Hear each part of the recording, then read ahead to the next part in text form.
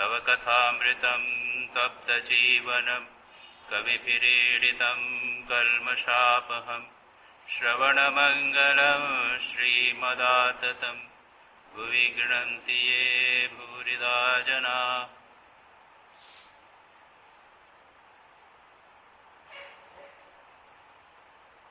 श्री रामकृष्ण वचनामृत परिच्छेद 75। श्री रामकृष्ण माँ जगदम्बा से बात कर रहे थे। उसके बाद इस सेक्शन में हमने देखा श्री रामकृष्ण महिमाचरण से बात कर रहे थे, उन्होंने तीर्थ यात्रा की थी इत्यादि।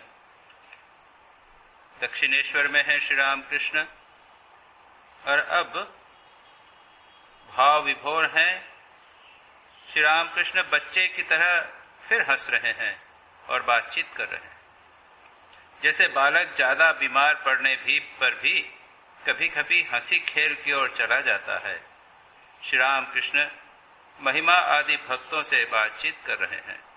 श्री रामकृष्ण गिर गए थे और उनके डिसलोकेशन या हड्डी टूट गई थी और इसलिए वे माँ से मानो शिकायत करते हुए कहा था उन्होंने कि तू तेरे रहते हुए मुझे इस प्रकार का हुआ इत्यादि। अब श्री रामकृष्ण पुनः बातचीत कर रहे हैं। श्री रामकृष्ण कहते हैं सच्चिदानंद को प्राप्त नहीं किया तो कुछ न हुआ भाई। ठीक सार बात बार बार श्री रामकृष्ण कहते हैं। भगवत दर्शन जीवन का उद्देश्य है। सच्चिदानंद को प्राप्त नहीं किया तो कुछ नहीं हुआ। हमने अभी वैराग्य शतक की क्लासेस ली, उसमें भी बार बार उसी बात को कहा गया कि संसार में कुछ सार नहीं है, संसार खोखला है, इसमें समय बर्बाद करोगे कुछ हाथ में नहीं आएगा। भगवान को प्राप्त करने का प्रयत्न करो। वह बात श्री रामकृष्ण वचनामृत के प्रत्येक पृष्ठ पर हम प्राप्त करते हैं। श्री रामकृष्ण कहते हैं सच्चिदानंद को प्राप्त नहीं किया तो कुछ न हुआ भाई। फिर आगे कहते हैं विवेक और वैराग्य के सदृश और दूसरी चीज नहीं है। दूसरी बात कहते हैं श्री राम भगवान को प्राप्त करना है, उसके लिए विवेक और वैराग्य परम आवश्यक है। स्वामी विवेकानंद ने माँ जगदम्बा से जब प्रार्थना की थी, उन्होंने जब श्री रामकृष्ण के पास गए, श्री रामकृष्ण ने कहा तुम काली के पास जाकर प्रार्थना करो, खाना पीना पैसा जो चाहिए वो मांग लो। स्वामी विवेकानंद ने क्या मांगा था? ज्ञान दो, भक्ति दो, विवेक दो, वैराग्य दो। और यहाँ पर यही बात कहते हैं विवेक और वैराग्य। और विवेक और वैराग्य का संबंध हमें अच्छी तरह समझ लेना चाहिए। विचार के द्वारा, विवेक के द्वारा वैराग्य होता है। वैराग्य शतक में भी बार बार उस चीज को बताने का प्रयत्न किया था कि ये संसार अनित्य है, व्यर्थ है, कुछ सार नहीं इसमें, इसलिए भगवान में मन लगाओ, भगवान शंकर में मन लगाओ इत्यादि। तो विवेक और वैराग्य के अतिरिक्त दूसरी चीज नहीं है। और विवेक कई प्रकार के विवेक, डिस्क्रिमिनेशन, दो चीजों को अलग करना। दूध और पानी मिला हुआ है उसको अलग करना। वो हंस, परमहंस जो हंस होता है वो दूध और पानी को अलग कर देता है। डिस्क्रिमिनेशन, अनित्य और नित्य को भी अलग करना। फिर जो दृष्टा है और दृश्य है उसको अलग करना। मैं देख रहा हूं, आपको देख रहा हूं, मैं दृष्टा हूं, आप दृश्य हैं, आप दृष्टा है, मैं दृश्य हूं।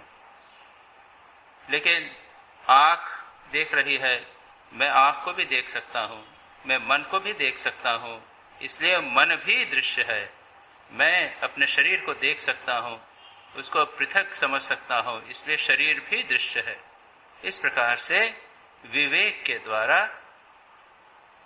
अनित्य को नित्य से और दृश्य को दृष्टा से अलग करने पर, विचार करने पर यह बात मन में अच्छी तरह बैठ जाती है कि आत्मा ही सत्य है, बाकी सब अनित्य है, मिथ्या है, क्षण भर क्षणस्थायी है। ये विवेक का रूप, कई प्रकार के विवेक इत्यादि होते हैं। फिर वैराग्य, वैराग्य के ऊपर चर्चा हम विस्तार से कर चुके हैं। वैराग्य शतक का पूरा क्लास 10 क्लासेस में हमने डिस्कस किया। श्री रामकृष्ण उन्हीं बात को कहते हैं, विवेक और वैराग्य के सदृश दूसरी चीज नहीं है। श्री रामकृष्ण तो यहाँ तक कहते हैं कि अगर कोई पंडित हो लेकिन उसमें वैराग्य नहीं हो तो मैं उसको कुछ नहीं समझता। विवेक विचार करना है, इसका उद्देश्य है विवेक वैराग्य बढ़ाना। विचार बहुत किया लेकिन वैराग्य नहीं बढ़ा, तब समझ लीजिए कि ठीक बात नहीं। उसके बाद श्री रामकृष्ण कहते हैं, संसारियों का अनुराग क्षणिक है, तभी तक है जब तक तपे हुए तवे पर पानी गिरता है, रहता है। कभी शायद एक फूल को देखकर कह दिया, आहा ईश्वर की कैसी सृष्टि। श्री रामकृष्ण ये बात और भी कहते हैं, संसारियों का अनुराग क्षणिक है, क्षण भर में लगा अरे संसार में कुछ नहीं है, चले जाना चाहिए, महीना 2 महीना 3 महीना हम कहीं रह जाके रहेंगे, भगवान को पुकारेंगे। प्रवचन हुआ, विवेक वैराग्य शतक का पाठ हुआ, वैराग्य खूब बढ़ गया। और कितने दिन रहा? बस 5-7 दिन में सब खत्म। जहां के थे वहां के थे। वही तपा हुआ तवा, गरम तवा, उसके ऊपर पानी डालिए, खत्म, वो टिकता नहीं। श्री रामकृष्ण जी क्यों? चित्त शुद्धि के अभाव में। अगर चित्त शुद्ध हो, मन सात्विक हो, तो जो हम विचार करें, विवेक करें, उसका प्रभाव हमारे मन में पड़ता है। भगवान के प्रति अनुराग या संसार से प्रति वैराग्य अधिक समय तक रह सकता है। इसलिए निष्काम कर्म भी आवश्यक है, बिना उसके चित्त शुद्धि नहीं होती। या फिर भगवान का अगर चिंतन करें तो धीरे धीरे भगवान का चिंतन करते करते चित्त शुद्धि होता है। तो कहते हैं, एक फूल देख लिया, कह दिया, आहा ईश्वर की कैसी विचित्र रचना है। ये संसार में बातचीत इसी प्रकार की होती है। श्री रामकृष्ण तो यहाँ एक बार और भी कहते हैं, बाबू जा रहे हैं, फूल, आहा कितना ब्यूटीफुल फ्लावर, तो यह बातचीत करते उसको फेंक।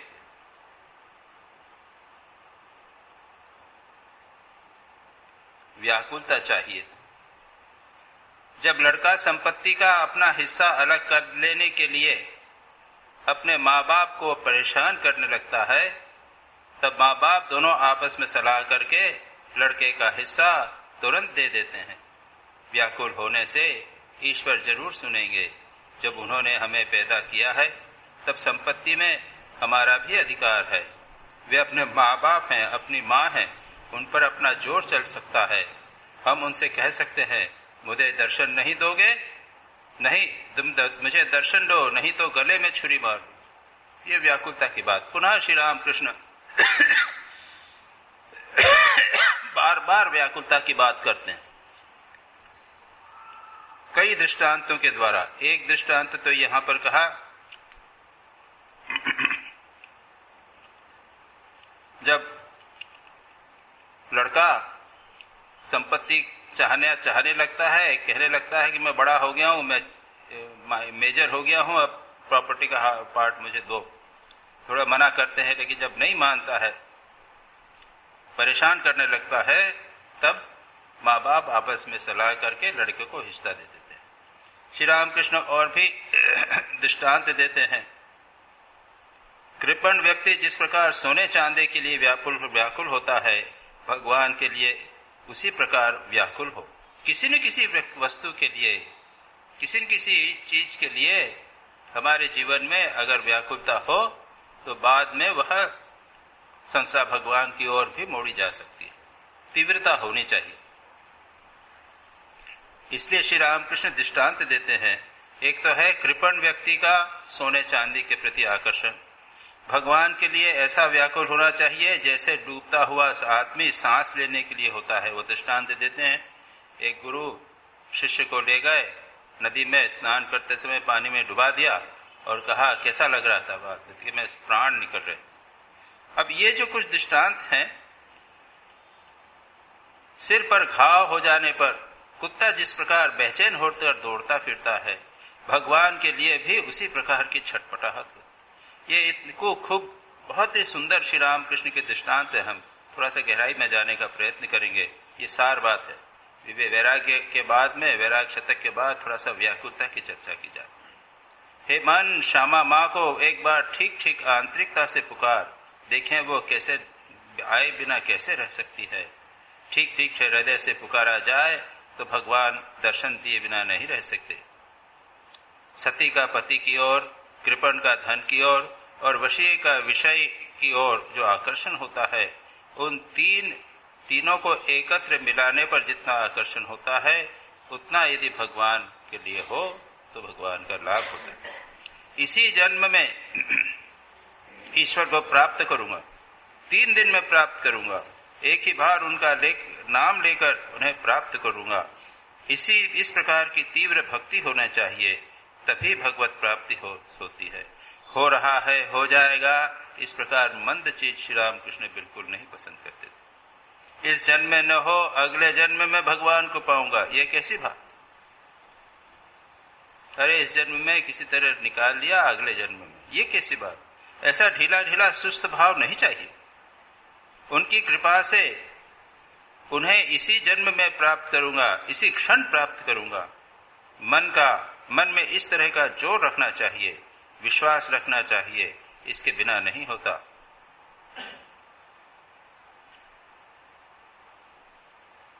ये कुछ दृष्टांत श्री रामकृष्ण देते हैं। एक दृष्टांत जिसमें है कि श्री रामकृष्ण पानी में दबाया उसको, पानी के लिए व्याकुल, उसके लिए छटपट करता रह नहीं सकता। दूसरा दृष्टांत ये भी करते हैं कि अगर सोना पास में हो और यहाँ पर चोर हो, उसको मालूम है अंदर सोना है लेकिन दीवार है, तब क्या होगा। वो छटपट करेगा, किस तरह उसको तोड़ूं, बस दिन भर वही चिंता करते। ऐसी व्याकुलता। यहाँ पर आकर्षण है।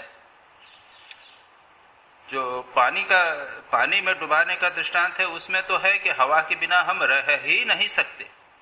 अगर भगवान के लिए ऐसा हो जावे तो फिर भगवान इमीडिएटली आ जाएंगे।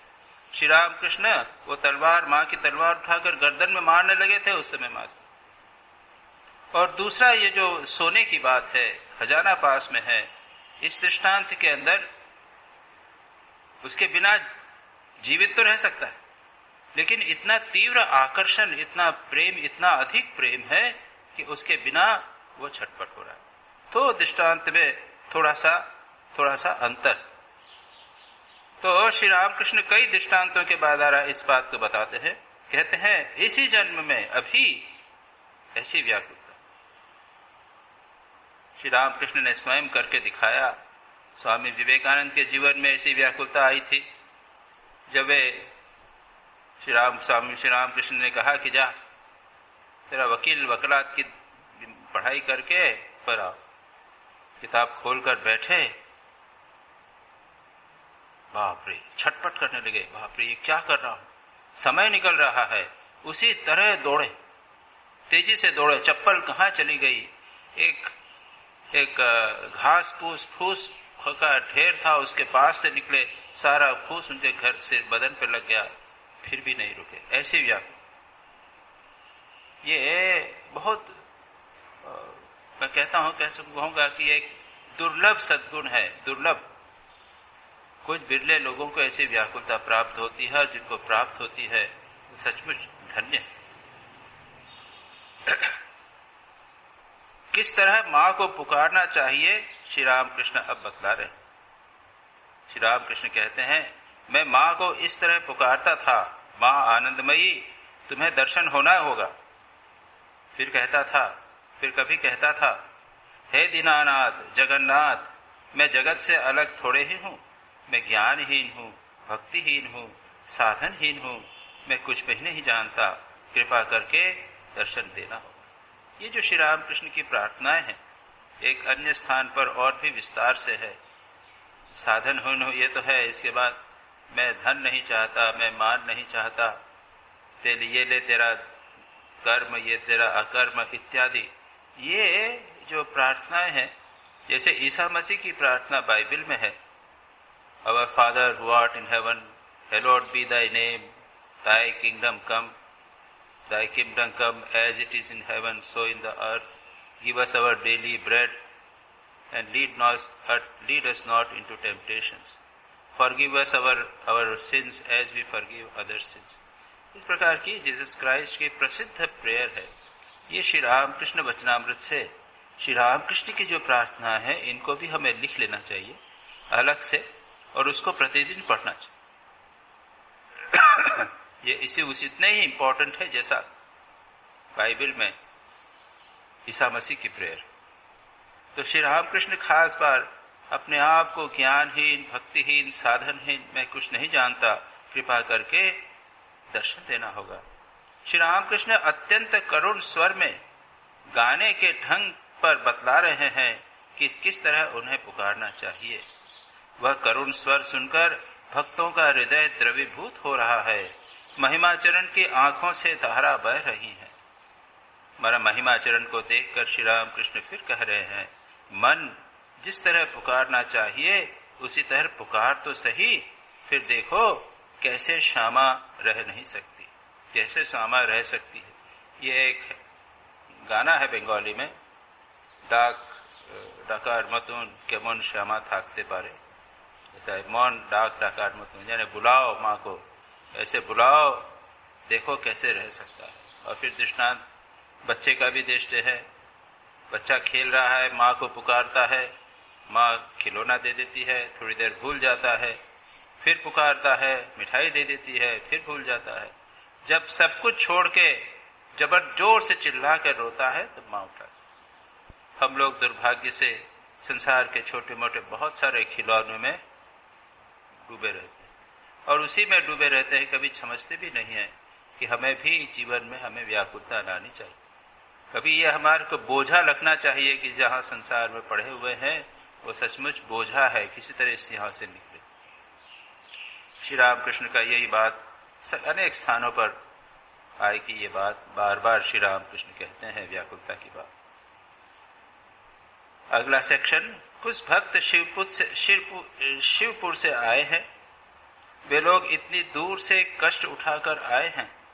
श्री रामकृष्ण और अधिक चुप न रह सके, चुनी हुई बातें उनसे कहे। क्या कहते हैं? श्री रामकृष्ण शिवपुर के भक्तों से कहते हैं, ईश्वर ही सत्य है और सब अनित्य। बाबू और बगीचा, ईश्वर और उनका ऐश्वर्य। लोग बगीचा ही देख लेते हैं, पर बाबू को कितने लोग देखना चाहते हैं। हम घूमने निकल जाते हैं, छुट्टियां हुई तो चलो घूमने चले। कहाँ गए? तो चांबा नहीं गए हैं। कहाँ गए? वो मणि महेश या क्या क्या है सब देखेंगे, हमने नहीं देखा। और सारा जीवन ये संसार में घूमने से ही निकल जाता है। संसार को देख रहे हैं, लेकिन संसार को बनाने वाला कौन है उसको नहीं देख रहे। मैंने बताई थी स्वामी विवेकानंद की बात। उन्होंने कहा था ना, जब बहुत बढ़िया एक प्राकृतिक दृश्य देखा तो कहने लगे, if the creation is so beautiful, how beautiful will be the creator. सृष्टि यदि इतनी सुंदर है तो सृष्टिकर्ता कैसा हो। हमें अंततः सृष्टि के भगवान के को प्राप्त करना है। ये जितना भी अच्छा सुंदर बढ़िया दिखता है संसार, ये सब मिथ्या।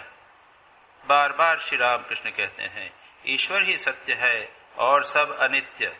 बाबू है, बगीचा है। बगीचे से क्या लेना देना, हमको बाबू से मिलना है, साहब से मिलना है। लोग बगीचा ही देख लेते हैं, पर बाबू को कितने लोग देखना चाहते हैं। आते हैं, मिल लिया। अब एक सीजन आती है, वसंत आया तब फरवरी मार्च में मुगल गार्डन्स राष्ट्रपति भवन में है ना, प्रसिद्ध है। उसमें बहुत सारे वे टूरिस्ट लोग देखने के लिए जाते हैं। बड़ा सुंदर मुगल गार्डन्स है। तो लेकिन राष्ट्रपति से कौन मिलता है? राष्ट्रपति से मिलना बहुत कम लोग चाहते हैं, गार्डन को देखने में ही व्यस्त रहते हैं। ये बहुत श्री रामकृष्ण आज जिसे कहा ना, चुनी चुनी बातें कहें। एक एक बात को हमें अपने जीवन में उतारना। फिर वही बात श्री राम कृष्ण कहते हैं, सदसत विचार वे ही सत्य है और सब अनित्य, इसका सर्वदा विचार करना और व्याकुल होकर उन्हें पुकार। बार बार वही बात कह रहे हैं, विचार करो, विवेक करो और संसार से विरक्त हो जाओ। ये पॉजिटिव में कल भी रिट्रीट है, उसमें भी थोड़ा सा इस पॉइंट को मैं बोलूंगा। आध्यात्मिक जीवन के दो पक्ष हैं, पॉजिटिव एस्पेक्ट है, नेगेटिव एस्पेक्ट है। पॉजिटिव है भगवान में मन लगाना, अभ्यास करना। नेगेटिव एस्पेक्ट है संसार से मन को हटाना। उसके लिए भी प्रयत्न करना पड़ेगा। संसार में तो घोर डूबे हुए हैं और भगवान में मन लगाना चाहते हैं, नहीं होता। इसीलिए विचार के द्वारा, सतसत विचार के द्वारा, सत्संग के द्वारा भगवान का नाम गुणगान करके संसार से मन हटाना पड़ेगा। व्याकुल होकर इसका सर्वदा विचार करना और व्याकुल होकर उन्हें पुकारना। मैं तो आप लोगों को पहले कई बार कहा भी है ना, रो के देखिए, भगवान के लिए रोना नहीं आता। झूठा मोटा भी रो के देखिए, वो भी नहीं होता। हमको लगता ही नहीं, छटपटाहट है ही नहीं, हमको लगता ही नहीं कि भगवान हमारे लिए आवश्यक है। यही दुर्भाग्य हमारा। जबकि श्री राम कृष्ण बार बार इसी बात को कहते हैं। भक्त कहते हैं, कहा श्री राम कृष्ण ने, सदसत विचार करो, सर्वदा विचार करो, कॉन्स्टेंटली। श्री राम कृष्ण स्वामी विवेकानंद की प्रशंसा किया करते। जब कोई व्यक्ति खाना लाया किसी अल्टीरियर मोटिव से, किसी इच्छा की पूर्ति के लिए, श्री राम कृष्ण को मिठाई, फल इत्यादि दिए, श्री राम कृष्ण समझ जाते थे। वो न तो खुद खाते थे, न अपने भक्तों को खिलाने देते थे जो लोग साधना कर रहे थे। वो कहते हैं कि जिस प्रकार का खाना हुए उसमें जो इसको बोलते हैं निमित्त दोष, जाति दोष, निमित्त दोष, आश्रय दोष। निमित्त दोष, कहाँ से खाना आया, किस व्यक्ति ने खाना दिया, किस भावना से खाना दिया। अगर कुछ एक पापी व्यक्ति होवे, एक लुच्चा लफंगा होवे, वो लावे, और फिर उसकी, या फिर कोई दूसरा भले ही सज्जन लाए, वो इस इच्छा से लावे कि श्री राम कृष्ण खा लेंगे, मेरी मनोकांक्षा पूर्ण हो जावे, मुझे धन मिल जावे। ऐसे जब सकाम भावना के साथ जब अन्न दिया जाता था तो श्री राम कृष्ण दूसरे लोग खाने नहीं देते थे, वो नरेंद्र को दे सकते थे, स्वामी विवेकानंद को। क्यों? वो कहते हैं कि इसके अंदर ज्ञानाग्नि सदा जलती रहती है। ज्ञान की अग्नि यानी विवेक, वैराग्य, विवेक बराबर होता रहता है। डिस्क्रिमिनेशन ये नित्य और अनित्य है।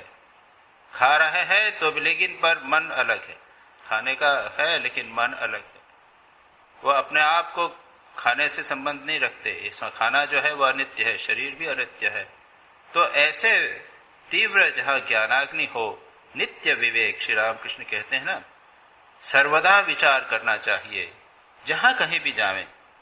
जैसे स्वामी विवेकानंद का दृष्टांत दिया, स्वामी जगदानंद जी का दृष्टांत मैंने दिया था। प्राकृतिक दृश्य सुंदर देखा और कहा, आहा कितना सुंदर सनसेट है। उसके बाद उसी के देखते रहे, फिर क्षण भर बाद कहते हैं पर ये भी माया। ये नित्य विचार, जो भी काम करें, अच्छा लगे बुरा लगे, सफलता होवे असफलता होवे, एग्जाम में मार्क्स अच्छे बढ़िया आ गए, या पैसा आपके इनकम रेस हो गई, बढ़ गई, प्रमोशन हो गया, एक पोस्ट, हायर पोस्ट को प्राप्त कर लिया, या आपने बहुत बढ़िया लेक्चर दिया, बहुत अच्छा कार्यक्रम हो गया, सदा उसके साथ में एक पक्ष कहना चाहिए, ये सब मिथ्या। जो पॉजिटिव चीज है वो भी और नेगेटिव भी। बीमार हो जावे, कष्ट हो जावे, विपत्ति आवे, धन पैसा नष्ट हो जावे, तब भी बराबर विचार करते रहना है कि यह सब मिथ्या। इसके लिए कोई टाइम नहीं कि सुबह 1 बजे सुबह बैठकर विचार किया, बाद में विचार नहीं किया। चलते फिरते, उठते बैठते सब समय विचार किया जा सकता है, सब समय भगवान का चिंतन भी किया जा सकता है। इसलिए श्री राम कृष्ण कहते हैं, सर्वदा विचार करना, सदा सर्वदा व्याकुल होकर उन्हें पुकारना। ये कुछ बातें जैसा है ना, मास्टर महर्षि ने कुछ कहा है, चुनी हुई बातें श्री राम कृष्ण कह रहे हैं, बिल्कुल चुनी हुई बातें। भक्त इस पर एक प्रश्न करते हैं, जो हम सभी का प्रश्न है, जी समय कहां? बाकी सब कामों के लिए संसार में समय है, हमारे लिए भगवान के लिए समय नहीं। भगवान के लिए समय नहीं है, बाकी सब के लिए समय। कई बार जेन्युइन बातें भी होती हैं, व्यक्ति बिजी है, परिवार को चलाना है, 8 घंटे उसको नौकरी करनी पड़ती है, पैसा कमाना पड़ता है, उसके बाद थक जाता है, एक बात ये ठीक है। लेकिन क्या इसमें से थोड़ा सा भी समय नहीं निकल सकता? That's the point. और थोड़ा निकालना, जिसे कहते हैं ना, बीच बीच में से समय खींचना, इधर उधर से बीच बीच में से टाइम निकालना पड़ेगा। किताब रखी पास में, जब माला रखी, जब भी मौका मिले थोड़ा सा कर लिया। बीच बीच में भगवान का स्मरण करना चाहिए। ये जो कहा समय कहाँ है, श्री रामकृष्ण समझते हैं कई बार संसारी लोगों को समय नहीं मिलता। मैंने इसी प्रकार का एक कुछ भक्त थे, उन लोगों को यही प्रश्न, इस प्रकार के प्रश्न आए, तो मैंने इस प्रकार का ये एग्जाम्पल दिया। कहाँ की कहीं की रिट्रीट थी, दिल्ली लखनऊ की रिट्रीट, और वो प्रश्न करना चाहते थे। उसके पहले ही प्रवचन के अंदर ये समय की बात जब उठी तो मैंने कहा कि स्वामी जी, मैं एक बिजनेस, बड़ा एक मैनेजर हूँ, बड़ी फर्म है, और दिन भर बहुत व्यस्त रहता हूँ, कैसे होगा? तो मैंने यही कहा कि try to find out some time. इधर उधर हम कोई बहुत सारा समय बर्बाद करते हैं, उसको अगर हम निकालें तो बहुत सारा समय मिल जाए। जो हो, श्री रामकृष्ण इस स्वीकार को स्वीकार करते हैं। जी समय कहाँ है? श्री रामकृष्ण कहते हैं, जिन्हें समय है वे ध्यान जप करेंगे, और जो लोग बिल्कुल न कर सकें वे दोनों समय भक्तिपूर्वक 2 बार प्रणाम करें। जितना आप कर सकते हैं, जितना आप कर सकते हैं, सुबह शाम भक्तिपूर्ण प्रणाम करें। ब्रह्मानंद जी क्या कहते हैं? Before remember God before you begin the work, and remember God after you finish. किसी कर्म को शुरू किया, उसके पहले भगवान को याद कर लिया। मैं आया, वहां प्रणाम कर लिया, यहां प्रणाम कर लिया। अब बैठा प्रवचन, यहां से अब जाऊंगा तो यहां प्रणाम कर लिया। भगवान को थोड़ा सा सुबह याद कर लिया कर्म के पहले। और ब्रह्मानंद जी तो कहते हैं कि कर्म के बीच में भी याद करो, बीच बीच में याद करो। किसी न किसी प्रकार से भगवान को अपने जीवन में डालना। और हम जानते नहीं, अभी हम नहीं समझ पाते, लेकिन जिनके जीवन में ये हो जाता है उनको, आज की भाषा में कहें तो स्ट्रेस फ्री जीवन अधिक होता है उनका। क्योंकि एक पार्ट तो है, भगवान में मन पड़ा रहता है, भगवान के साथ उनका थोड़ा 5% 10% संबंध हो गया, इसमें आसान हो जाता है। जो बिल्कुल न कर सकें वो दोनों समय भक्ति पूर्वक 2 बार प्रणाम करें। वे भी तो अंतर्यामी हैं, वे समझते हैं कि ये क्या करते हैं। तुम्हें कितने काम, तुम्हें पुकारने का समय नहीं तो उन्हें आम मुख्तारी दे दो, परंतु अगर उन्हें न पा सके, उनके दर्शन न कर सके तो कुछ न हुआ। अब 2 और दृष्टांत और बात कहते हैं श्री रामकृष्ण। अगर आप सचमुच समय नहीं है, भगवान से प्रार्थना कीजिए, भगवान समय की व्यवस्था कर देंगे। नहीं तो सुबह शाम भगवान को प्रणाम कीजिए। बहुत सारे काम है प्रभु, क्या करें? और श्री रामकृष्ण ने स्वयं अपने कुछ भक्तों को वो निस्तारिणी देवी के हस्बैंड का क्या नाम था, बार बार भूल जाता हूं,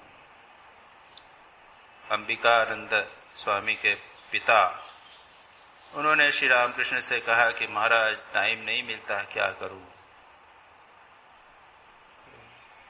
सुबह शाम बड़ा मुश्किल है। तो अच्छा मुझे याद कर सकोगे, थोड़ा मुझे याद कर, थोड़ा सबके लिए कुछ दिया। जो नहीं कर सकते हैं, बिल्कुल नहीं कर सकते, उनके लिए भी श्री रामकृष्ण कुछ न कुछ व्यवस्था कर। लेकिन आंतरिक होना चाहिए, तब जैसा श्री रामकृष्ण कहते हैं, वे समझते हैं भगवान अंतर्यामी है, हमारी बात समझते हैं। अगर हम सचमुच भगवान को चाहते हैं और असहाय हैं, तो भगवान हमारा भार भी ले लेंगे। इसलिए कहते हैं पुकारने का समय नहीं तो उन्हें ओम आम मुख्तारी दे दो, पावर ऑफ अटॉर्नी दे दो। परंतु अगर उन्हें न पा सके, उनके दर्शन न कर सके, तो कुछ न हुआ। प्रत्येक व्यक्ति को ही हैज टू बी सिंसियर। क्या सचमुच समय नहीं है? अच्छा नहीं है, बिल्कुल, तो फिर पावर ऑफ अटॉर्नी दे दो, आप मुख्तारी दे दो, वो सब करेंगे। वो भी सिंसियर होना चाहिए, नहीं तो नहीं। गिरीश चंद्र घोष का था सिंसियर, और इसलिए उनका उद्धार। श्री रामकृष्ण एक भक्त कहते हैं, आपको देखना और ईश्वर को देखना बराबर है। ये बहुत बड़ा सत्य उन्होंने कहा। वैसे श्री रामकृष्ण उसका प्रतिवाद करते हैं। वो कहते हैं, यह बात अब फिर न कहो, गंगा की ही तरंग है, परंतु तरंगों की गंगा नहीं। मैं इतना बड़ा हूं, मैं अमुक हूं, यह सब अहंकार बिना गए उन्हें कोई नहीं पा सकता। मैं रूपी मेड़ को भक्ति के आंसुओं से भिगोकर बराबर जमीन कर दो।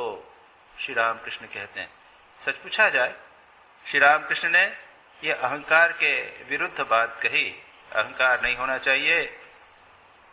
श्री रामकृष्ण को जब जाकर कहते हैं लोग कि आपको देखना, आप गुरु हैं, आप मालिक हैं, पिता है, श्री रामकृष्ण कहते हैं, ये नाम सुनकर मेरे कांटे खड़े हो जाते हैं, वो बिल्कुल पसंद नहीं करते थे।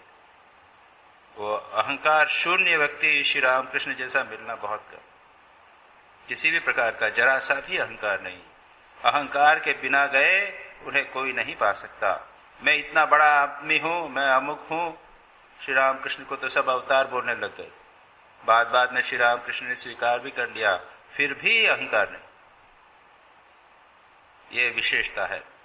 श्री रामकृष्ण कहते हैं, अब यह बात अब फिर न कहो, सच पूछा जाए।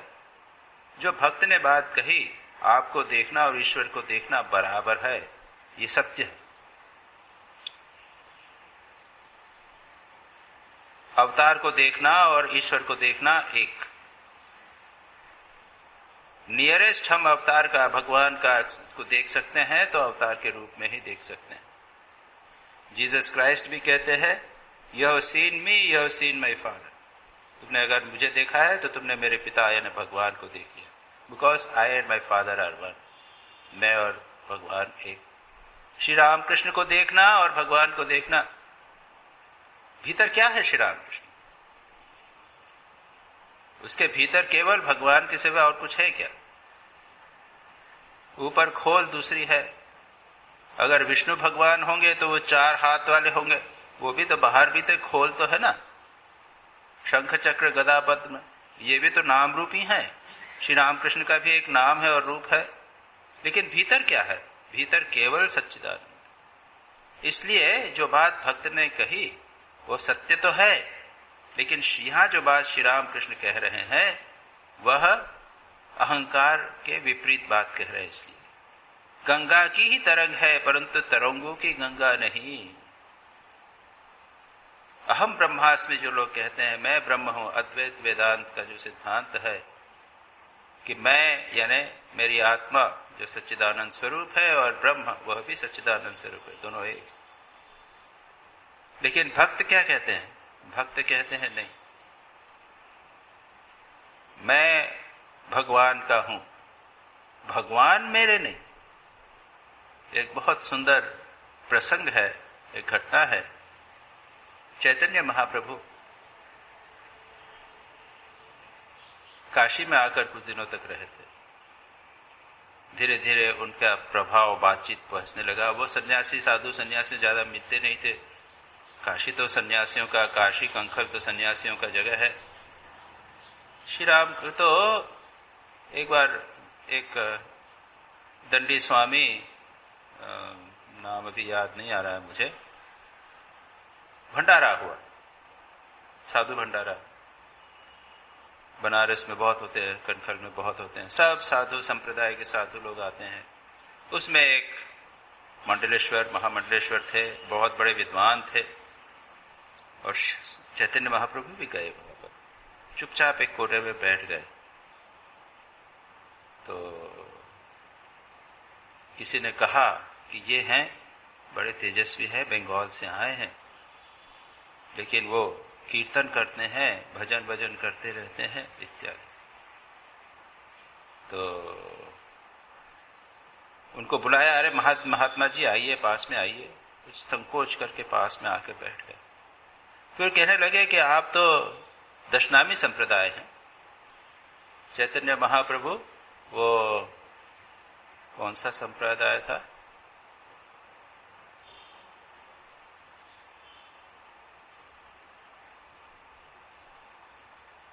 याद नहीं आ रहा है मेरे को, कौन सा संप्रदाय है।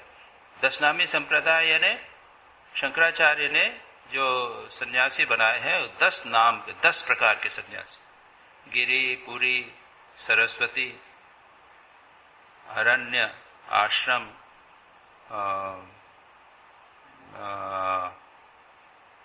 सागर,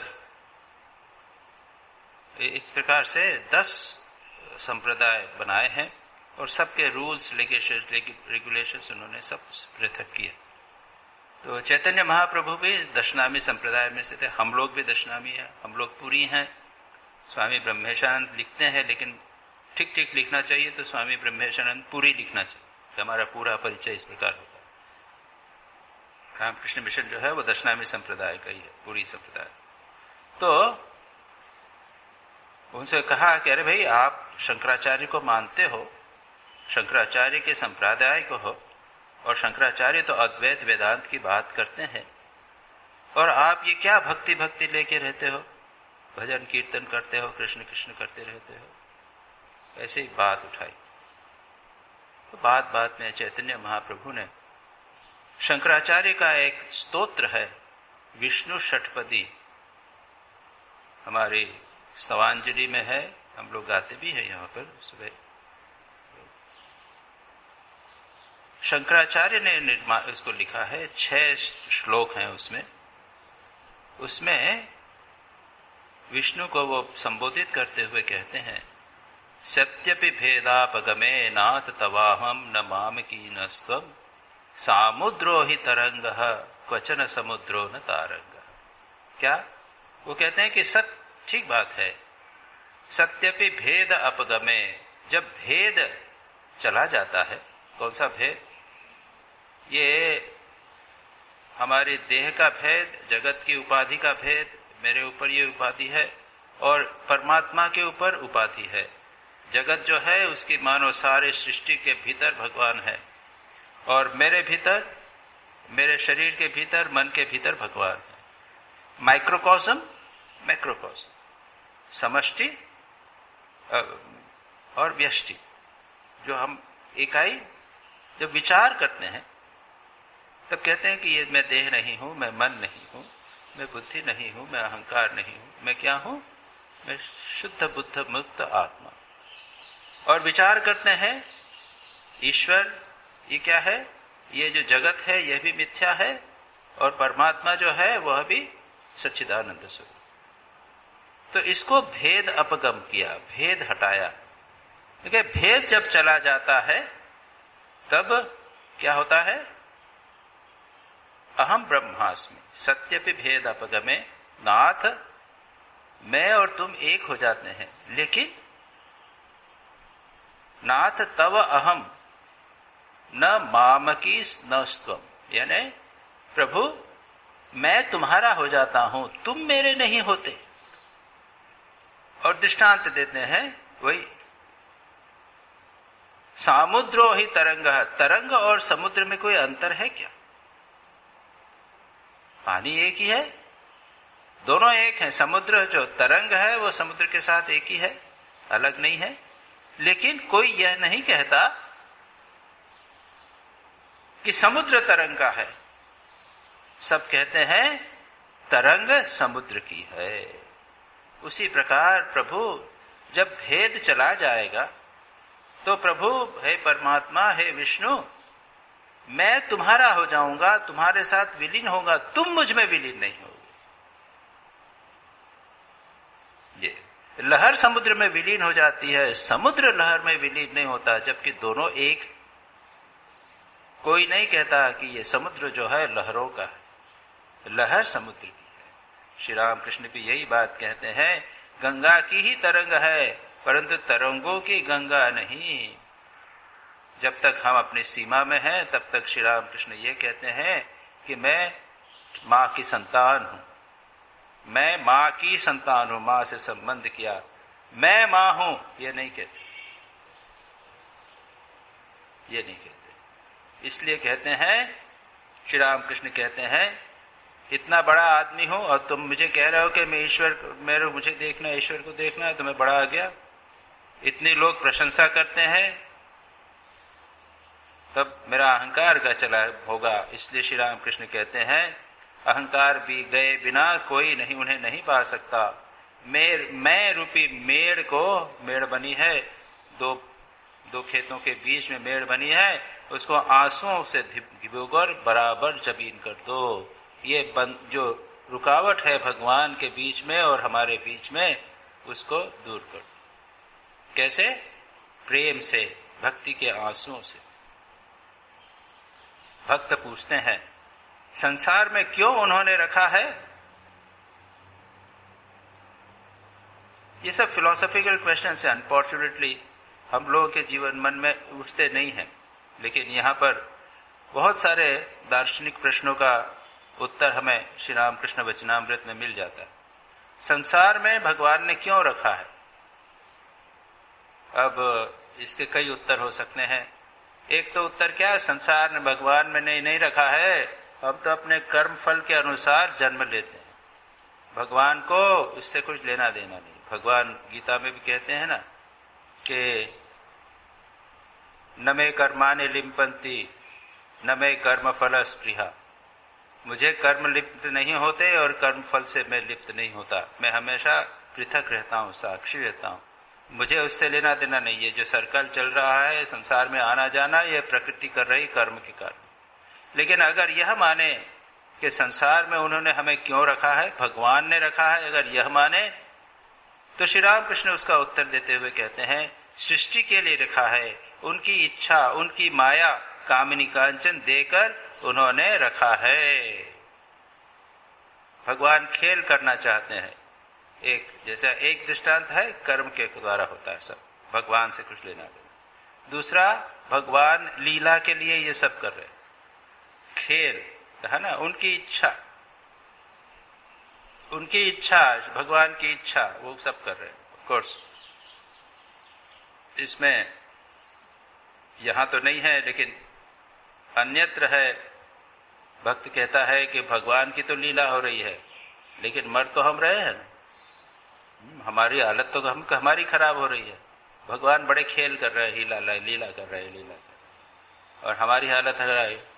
श्री राम कृष्ण कहते हैं फिर, अच्छा तुम कौन हो, जरा विचार करो तो। या फिर वो विचार की बात ना, अगर आपको भक्ति का उत्तर नहीं पसंद आता, इंटरप्रिटेशन, भक्ति की व्याख्या, भक्त की व्याख्या, भगवान ने लीला के लिए हमें रख रखा है, उन्होंने सृष्टि चलाने के लिए, मजा करने के लिए रख रखा है, यह आपको नहीं अगर पसंद आता तो आप क्या करो, ज्ञान की बात करो। फिर तब ज्ञान की बात में श्री राम कृष्ण कहते हैं, अच्छा ये बताओ तुम कौन हो? तुम कहते हो ना कि हमारी जान निकल रही, भगवान की तो लीला हो रही है, कष्ट हमको हो रहा है। श्री राम कृष्ण कहते हैं, तुम कौन हो, जरा सोचो। जरा विचार करने पे लगेगा कि हम कुछ नहीं है, देह नहीं है, मन नहीं है, बुद्धि नहीं है, हम चैतन्य स्वरूप आत्मा। यह अहंकार है ही नहीं। स्वामी विवेकानंद का स्वामी शिष्य संवाद जो वो शरद चंद्र चक्रवर्ती के साथ वार्तालाप करते हुए श्री रामकृष्ण कहते, स्वामी विवेकानंद जी कहते हैं, ये अहंकार की बात, अहंकार जाता नहीं। स्वामी विवेकानंद कहते हैं कि ये बड़ी विचित्र बात है, इसी को हम माया कहते हैं कि अहंकार जैसी कोई चीज है ही नहीं। दार्शनिक दृष्टि से विचार करें तो अहंकार जैसी कुछ चीज है ही नहीं, लेकिन फिर भी हमको लगता है कि, और बौद्ध लोग यही बात कहते हैं, जिसे आप सेल्फ कहते हो, आई कहते हैं, वो तो है ही नहीं, वो तो फ्लस्क है, चीजें घूम रही है, कंटिन्यूअसली घूम रही है, इसलिए आपको लग रहा है एक वृत्त जैसा लग रहा है। अगरबत्ती को लेकर, लाइट को लेकर घुमाओ तो चक्र दिखेगा, लेकिन चक्र तो है नहीं, तेजी से घूम रहा है। ये निरंतर परिवर्तन मन में हो रहा है, जगत में हो रहा है, इसलिए जगत हमको दिखाई दे रहा है, लेकिन वास्तव में है नहीं, और कुछ है ही नहीं। वो लोग शून्यवाद की जब बात करते हैं, क्षणिक विज्ञानवाद की बात करते हैं, क्षण क्षण क्षण परिवर्तित हो रहा है, लेकिन इसलिए हमको पूर्ण दिखाई देता, लेकिन सब क्षणिक है। तो यहां तो श्री रामकृष्ण कहते हैं ये उनकी इच्छा, उनकी माया, कामनी कांचन देकर उन्होंने रखा है, उन्होंने कामनी कांचन में भुला दिया है, जिससे संसार चले, खेल चलते रहना चाहिए। श्री रामकृष्ण अन्यत्र यह भी कहते हैं कि जो माँ जगदम्बा खेल चल रहा है और एक बूढ़ी यानी एक जिसको छू लेंगे बच्चे खेल रहे हैं, बहुत सारे बच्चे खेल रहे हैं, एक बच्चा उनको पकड़ने के लिए दौड़ रहा है और सब बच्चे इधर उधर घूम रहे हैं, और जो बीच में एक बूढ़ी बोलते हैं, एक बच्चे को बिठा दिया है, या एक लकड़ी का डंठल है, उसको तुम जाकर छू लो तो तुम बच गए। अगर सब छू लेंगे तो फिर खेल चलेगा कैसे? भगवान ये नहीं चाहते कि खेल बंद हो जाए, खेल चलने देना चाहते। ये माया का खेल, इसीलिए उन्होंने भुला रखा है, कामनी कांचन दे रखा है, बेचारा खेल चलता रहे। सभी लोग अगर मुक्त हो जाएंगे तो कैसे काम चलेगा? ब्रह्मा जी ने जब सनातन, सनत कुमार, सनंदन, ये 4 कुमारों को जन्म दिया तो बचपन से ही वो वैरागी हो गए। उनको बहुत खराब लगा, उन्होंने कहा अरे ये तो सृष्टि करने के लिए करना था, ये क्या किया? फिर उन्होंने दूसरी सृष्टि की, उसके अंदर उन्होंने अज्ञान रख दिया, ये माया को थोड़ा रख दिया और कहा कि तुम सृष्टि करो, बच्चे पैदा करो, संसार में से सृष्टि होना चाहिए। इस प्रकार वो मनु बनाए उसके बाद, जिनके द्वारा जगत की सृष्टि हुई। तो कहते हैं सृष्टि के लिए रखा है, उनकी इच्छा, उनकी माया, कामनी कांचन देकर उन्होंने रखा है। भक्त पूछते हैं क्यों भुला कर रखा है? क्या उनकी यह इच्छा है? क्या भगवान चाहते हैं कि हम भूले ही रहें? श्री रामकृष्ण कहते हैं अगर ईश्वरीय आनंद एक बार दे दे तो फिर कोई संसार में न रहे, फिर सृष्टि ही न चले। श्री रामकृष्ण इस बारे में कई बार थोड़ा सा आंख दिखाकर चलने दो, चल लो। माँ जगदम्बा मुक्त करना चाहती नहीं, थोड़ा सा इशारा कर दिया, नहीं चलने दो, और खेल चलने दो थोड़ा सा, और सब मुक्त हो जाएंगे। वो बूढ़ी पसंद नहीं आती, सब छू देंगे तो खेल नहीं चलेगा। श्री रामकृष्ण इस तरह की बात कहते हैं। चावल की आढ़त में, बड़ी बड़ी गोदामों में चावल रहता है, चावल का पता कहीं चूहों को न लग जाए, इस डर से दुकानदार गोदाम के सामने एक और गुड़ मिलाकर लावे खीले रख देता है। मीठा लगने से चूहे रात भर वही खाते रहते हैं, चावल की खोज के लिए उतावले नहीं होते। परंतु देखो, सेर भर चावल के 14 सेर लावे होते हैं। कामनी कांचन के आनंद से ईश्वर का आनंद कितना अधिक है। उनके स्वरूप का चिंतन करने से रंभा और तिलोत्तमा का रूप चिता की भस्म के समान जान। यहां पर क्या कहा उन्होंने? श्री रामकृष्ण कहते हैं कामनी कांचन का आनंद और तिलोत्तमा और रंभा का। ये तिलोत्तमा और रंभा ये स्वर्ग की सप्रा की नर्तकियां हैं, वहां पे भोग होता है। तो स्वर्ग सुख और संसार का कामनी कांचन का सुख। इसके संबंध में महाभारत में एक बहुत सुंदर श्लोक है। कहते हैं, यच्च काम सुखम लोके यच्च दिव्यम महत् सुखम तृष्णा क्षय क्लेशस्य कला नार्हत षोडशे। यानी जो संसार में काम भोग का सुख है सबसे अधिक समझा जाता है वह सुख, और स्वर्ग सुख जो यहां संतुष्ट नहीं, वो स्वर्ग में जाके सुख मदन भोग करना चाहते हैं, कई गुना अधिक सुख। ये सब सुख तृष्णा क्षय लेशस्य, हमारी इच्छा वासनाएं अगर समाप्त हो जावे, कामना शून्य अगर आप हो जाए, निर्वासना यदि हो जाए, तो जो सुख आपको प्राप्त होगा उसकी 16 कला भी नहीं, 1/16 भी नहीं। ये जितने भी महान संसार के सुख हैं वो भगवत प्राप्ति के सुख का एक 16वां भाग भी नहीं है। इसीलिए श्री राम कृष्ण कहते हैं कि कामनी कांचन के आनंद से ईश्वर का आनंद कितना अधिक है। दुर्भाग्य यह है कि हमको उसका अनुभव नहीं होता। संसार में ही हमको खाने पीने में अच्छा लगता है, घूमने फिरने में अच्छा लगता है, परिवार में पड़े हुए अच्छा लगता है, लेकिन सच पूछा जाए तो ये सब जितने सुख हैं वो ब्रह्मज्ञान के सुख के लेश मात्र भी नहीं,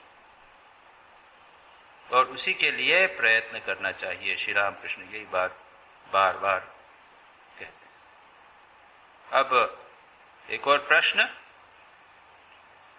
वही बात जो पहले उठाई थी, उन्हें पाने के लिए व्याकुलता क्यों नहीं होती?